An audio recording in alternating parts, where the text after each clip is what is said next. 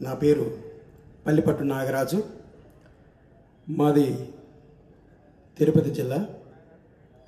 మా ఊరి మాటల్ని కవిత్వమని నేను రాసుకున్న మాటలుగా మీకు వినిపిస్తాను. కవితా శీర్షిక నీలికళ్ళ కోడికూత. నీలికళ్ళ కోడికూత.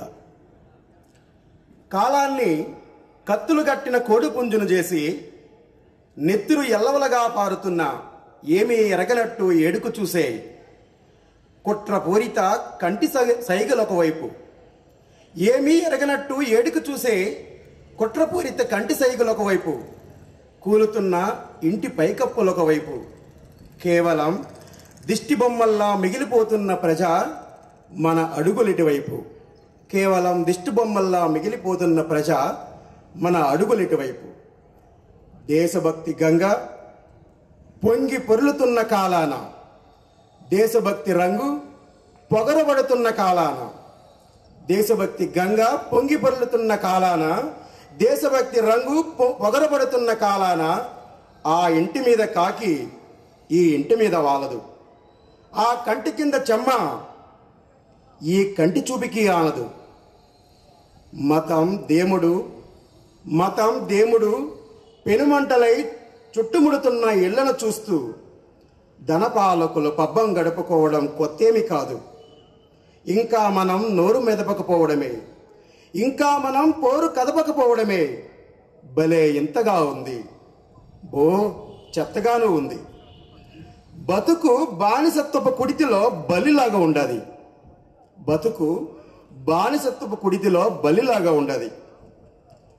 మతపు గాజు పెంకుల్ని గుండెల మధ్య నాటి మనిషితనాన్ని పాడిగడుతున్న ఏలికల దేశం ఏ చీకటి గుహాల్లో చిక్కిపోతాదో, ఏ చితికిన బొబ్బల్లో చిమిడిపోతాదో. అయినా మనకు చీమ కుట్టదు, అయినా మనకు రవ్వంతైనా సిగ్గు పుట్టదు.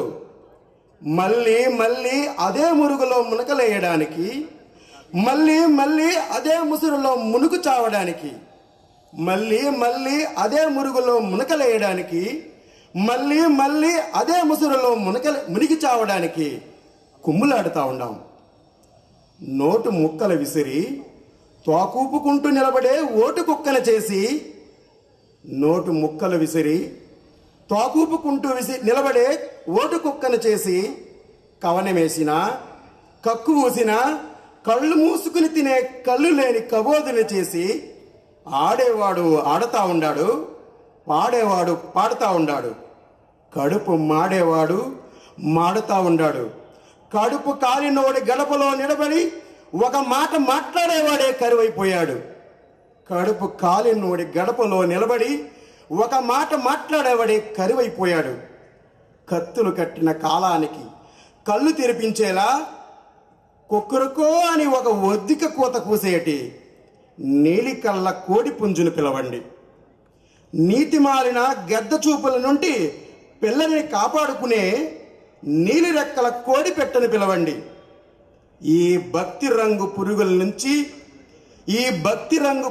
నుంచి ఈ దేవుడు భజన పేడ బురగల నుండి మన నేలను, మన చేలను కావిలి కాచుకుని కాపాడుకుంటాయేమో. మన నేలను, మన చేలను కావిలి కాచుకుని కాపాడుకుంటాయేమో. ధన్యవాదములు.